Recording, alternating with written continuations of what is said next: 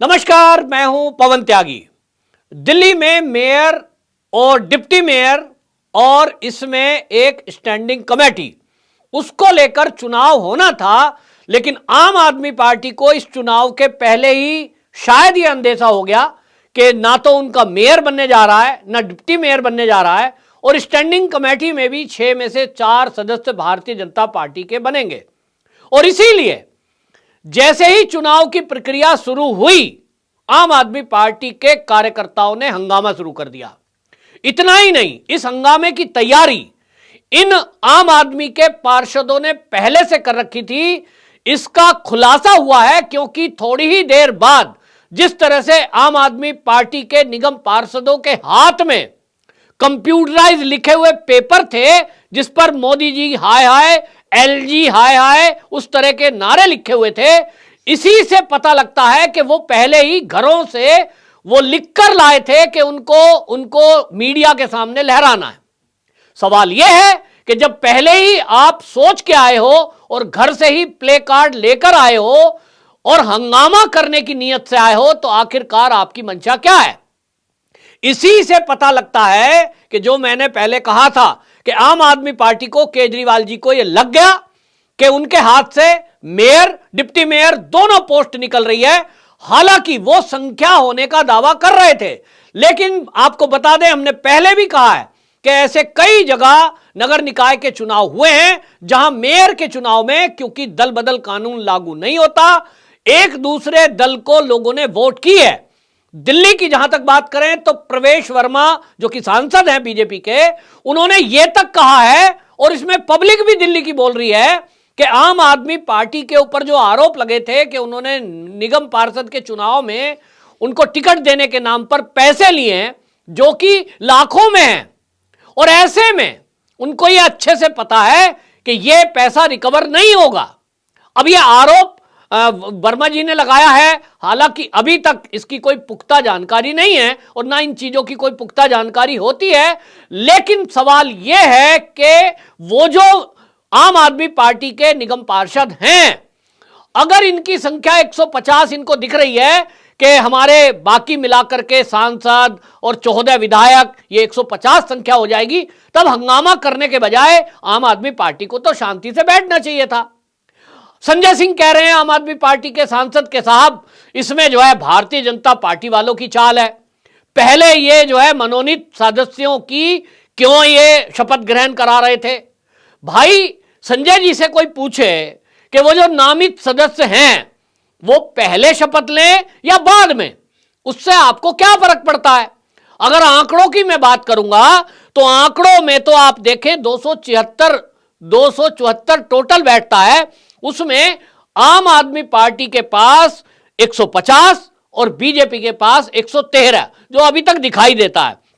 जिसमें आपको बता दूं, जो नामित विधायक हैं, जिसको दिल्ली विधानसभा यानी दिल्ली सरकार ने नामित किया है, उन 14 विधायकों में 13 आम आदमी पार्टी के हैं और एक उसमें बीजेपी का है।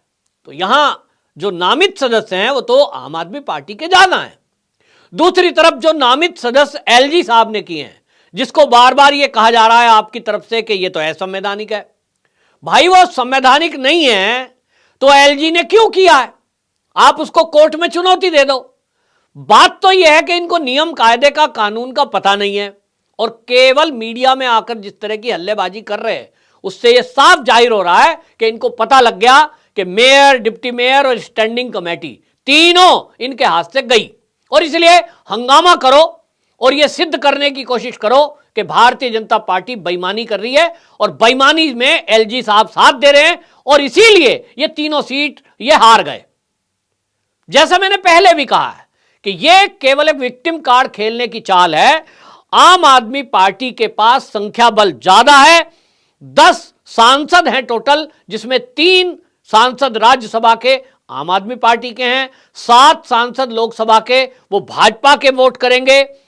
अब इसमें एक निर्दलीय भी मिलेगा और एक केवल विधायक जो नामित हुआ है दिल्ली सरकार की तरफ से, वो वोट करेगा, तो टोटल 113 बैठ रहा है। और 113 बैठने में आपको क्या दिक्कत है? शपथ होने दो, वोटिंग होने देते, और उसके बाद आंकड़े खुलकर सामने आते। लेकिन इन्होंने जो हंगामा किया कि पहली शुरुआत पीठासीन अधिकारी जो है वो चुने हुए निगम पार्षद की शपथ से करे। भाई ये उसका अधिकार क्षेत्र है।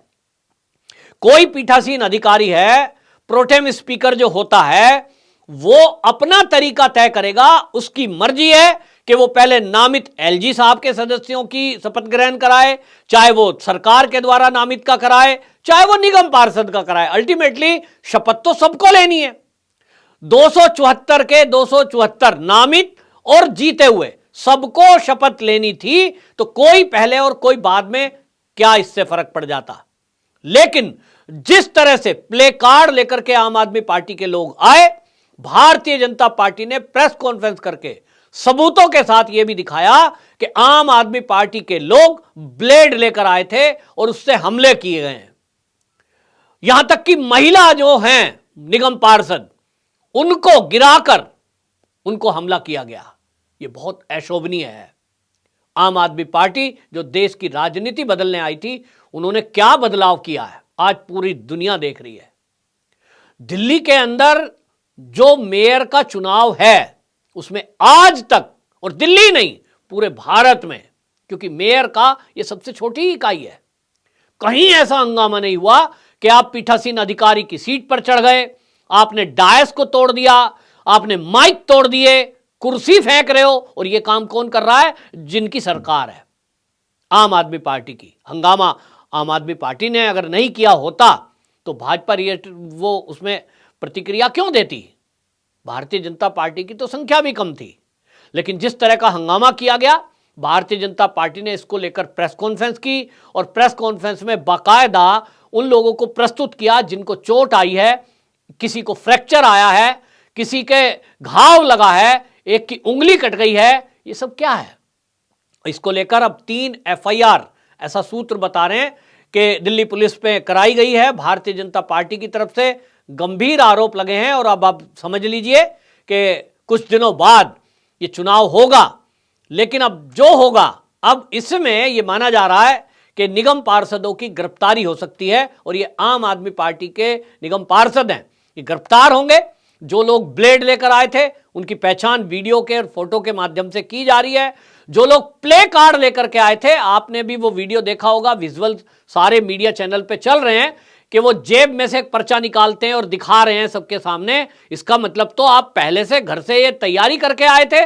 आपको कैसे पता था कि जो प्रोटेम स्पीकर है वो पहले शपथ उनको दिलवाएगा जो नामित सांसद हैं वोट डालने के लिए? तो आपको हंगामा करना होगा, फिर आप प्ले कार्ड दिखाएंगे एलजी के, मोदी के विरुद्ध के। इसका मतलब तो आपकी तैयारी पहले से थी। वो अगर बाद में भी करते, शपथ ग्रहण समारोह उनका बाद में होता कि भैया पहले जो निगम पार्षद है उनकी शपथ करा देते हैं, बाद में नामित सदस्यों की करा देते हैं, आप तो तब भी करते, क्योंकि आपने तय कर दिया कि एलजी ने गलत किया है। कानून की किताब अच्छे से जानते हैं। ऐसा नहीं है केजरीवाल जी कोई कम पढ़े लिखे नहीं है, सब पता है। और उनको पता होना चाहिए कि केंद्र की सरकार ने जब ये एकीकरण किया है तीनों निगमों का, उसमें कानूनों में परिवर्तन किया है और इस कानून के परिवर्तन से ये जो नामित सदस्य हैं ये वोट करेंगे। इसके अलावा कांग्रेस के जो निगम पार्षद हैं 8, उन्होंने इस चुनाव प्रक्रिया में हिस्सा नहीं लिया। उनके एब्सेंट होने से क्या होगा?